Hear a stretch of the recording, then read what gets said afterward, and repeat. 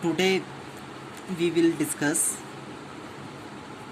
Perkin reaction.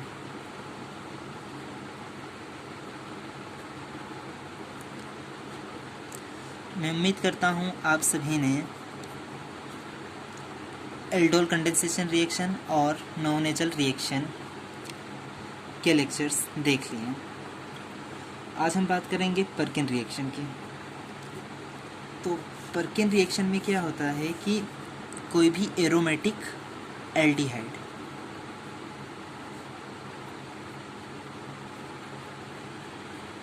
किसी acid anhydride के साथ संघनित होकर सिनेमिक एसिड बनाता है और इस अभिक्रिया को हम क्या कहते हैं? पर्किन अभिक्रिया। इस अभिक्रिया में हम जिस एसिड का उपयोग करते हैं जिस एसिड के साल्ट का हम उपयोग करते हैं CH3COO Na, यह जो साल्ट है जिस एसिड से बना है वही एसिड किस में होगा? इस एसिड एनहाइड्राइड में। अर्थात कहने का आशय यह है कि यह एनहाइड्राइड जिस एसिड से बना है उसी एसिड के साल्ट का उपयोग हम कैटेलिस्ट के रूप में करते हैं। मीन्स यहाँ पर आप क्लियरली देख सकते हैं यह जो साल्ट है यह एसिटिक एसिड से बना है, CH3COOH से बना है यह जो साल्ट है। तो यहाँ पर हम जो एसिड एनहाइड्राइड लेंगे वह भी किस से बना होना चाहिए? एसिटिक एसिड से। ठीक है, तो इसका एग्जाम्पल क्या हो जाएगा? Aromatic aldehyde. आप सभी जानते हो एरोमेटिक एल्डिहाइड जो बेंजल्डिहाइड होता है C6H5C डबल बॉन्ड OH, यह क्या है? एरोमेटिक एल्डिहाइड है। अब बात करते हैं एसिड एनहाइड्राइड की। तो यह जो एनहाइड्राइड है यह किससे बना होना चाहिए? एसिटिक एसिड से, CH3CO का होल ट्वाइस और O। किसकी उपस्थिति में? कैटेलिस्ट के तौर पर हम क्या ले लेंगे? CH3COO Na। ठीक है, इसमें भी CH3COO है और इसमें भी क्या है? CH3COO है। क्या बनेगा? Cinnamic acid C6H5 single bond CH double bond CH single bond COOH plus CH3COOH। ठीक है, अब बात करेंगे इसके मैकेनिज्म की। मैकेनिज्म जैसा कि हमने एल्डोल कंडेंसेशन रिएक्शन में देखा था, नॉनेजल रिएक्शन में देखा था, वैसा ही मैकेनिज्म पर्किन रिएक्शन में भी होगा। स्टेप फर्स्ट में क्या होगा? जो आपका कैटेलिस्ट है वो आयोनाइज हो जाएगा। मीन्स CH3COO Na क्या हो जाएगा? CH3COO माइनस एसिटेट आयन तथा Na प्लस सोडियम आयन में टूट जाएगा। स्टेप सेकंड में क्या होगा? आप सभी जानते हो जैसा कि आपने एल्डोल कंडेंसेशन रिएक्शन और नॉनेजल रिएक्शन में देखा, यह जो एनायन बना है यह क्या करेगा? इस एसिड एनहाइड्राइड से प्रोटॉन क्या कर लेगा? ले लेगा। तो अगले स्टेप में क्या होगा? यह जो एसिटेट आयन है CH3COO माइनस आयन है यह क्या करेगा? इस एनहाइड्राइड से, एनहाइड्राइड का फार्मूला क्या है? CH3CH, इसे मैं इस प्रकार से लिख सकता हूँ CH2H C double bond O C double bond O CH3। यह एसिडेट आयन क्या करेगा? यहाँ से प्रोटॉन ले लेगा और बंद के इलेक्ट्रॉन कहाँ शिफ्ट हो जाएंगे? इस कार्बन के पास। तो अगली स्टेप में क्या हो जाएगा? यहाँ से प्रोटॉन निकल जाएगा और इस कार्बन के ऊपर क्या आ जाएगा? Negative charge. अर्थात हमें क्या मिलेगा? Carb anion. तो देखिए CH2 C double bond O CH3 carb anion plus क्या निकल जाएगा? CH3COOH। अब CH3COH फोर्थ स्टेप में वापस आएगा। तो अभी हम स्टेप थर्ड की बात कर लेते हैं। स्टेप थ्री में क्या होगा, यह जो कार्ब एनायन बना है यह क्या करेगा, जो बेंजल्डिहाइड के कार्बोनिल कार्बन पर अटैक कर देगा। यह जो कार्ब एनायन बना है ये क्या करेगा, बेंजल्डिहाइड के कार्बोनिल कार्बन पर अटैक कर देगा। ठीक है, तो क्या होगा, बेंजल्डिहाइड C6H5C डबल बॉन्ड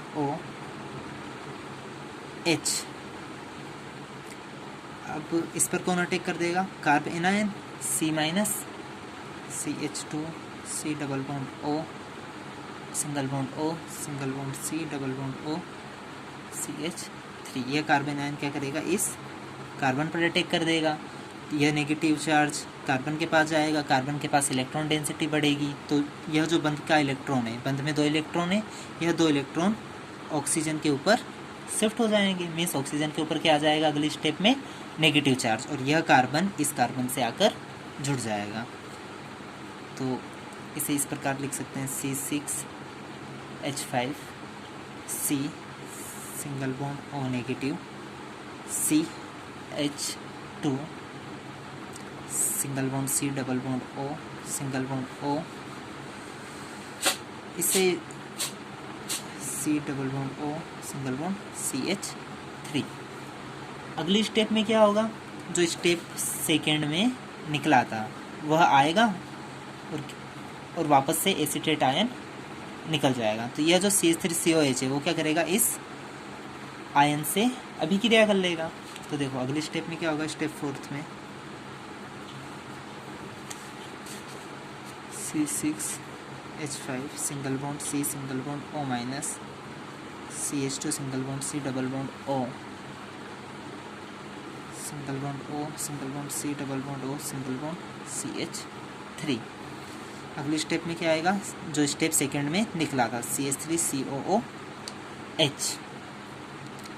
तो यहाँ से जो प्रोटॉन है वह कहाँ चले जाएगा, इस ऑक्सीजन के पास, और क्या निकल जाएगा, CH3COO minus.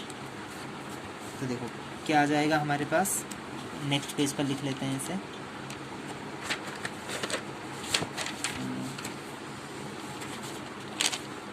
C6H5C single bond O के ऊपर नेगेटिव चार्ज था, यहाँ पर क्या आ गया, H आ गया। इस कार्बन के पास एक H पहले से ही था, CH, यहाँ पर 2 H हैं, एक H इस प्रकार से ऊपर लिख दो, CH2।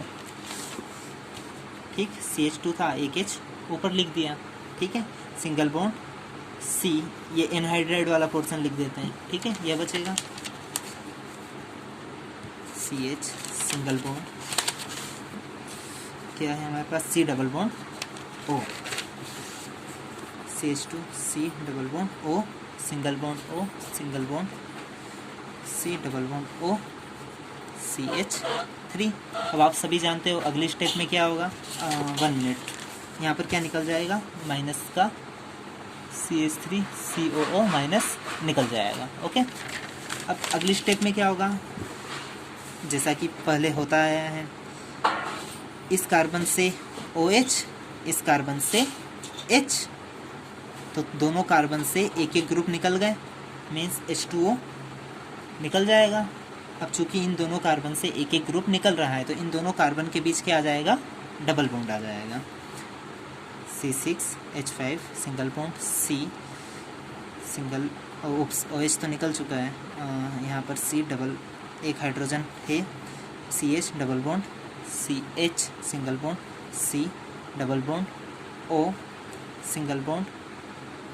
इसे स्ट्रेट चेन में भी लिख सकते हैं, C पर फिलहाल ऐसे ही लिख देते हैं, C double bond O CH3। Okay, अब नेक्स्ट स्टेप में क्या होगा,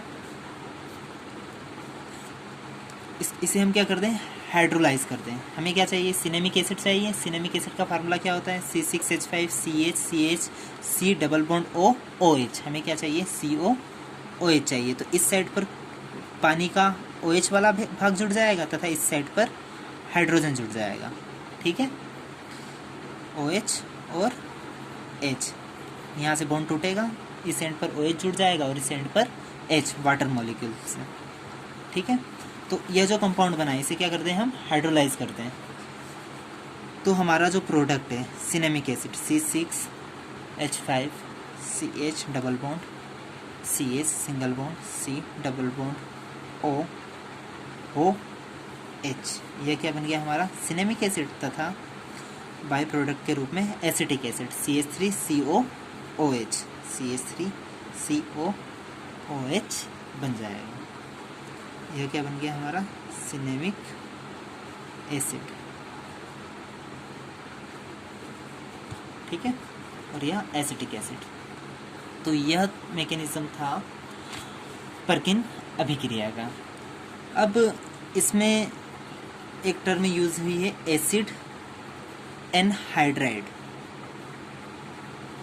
एसिड एनहाइड्राइड। तो इसके बारे में जान लेते हैं। एसिड एनहाइड्राइड क्या होते हैं।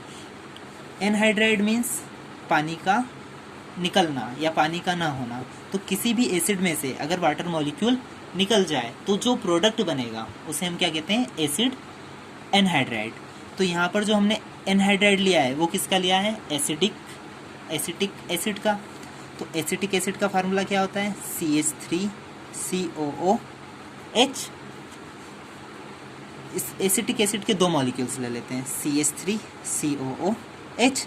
अब अगर एसिटिक एसिड में से पानी का मॉलिक्यूल क्या हो जाए, निकल जाए, तो जो प्रोडक्ट बनेगा उसे हम क्या कहेंगे, एसिटिक एनहाइड्राइड या एसिड एनहाइड्राइड, क्योंकि एसिड से बना है, ठीक है।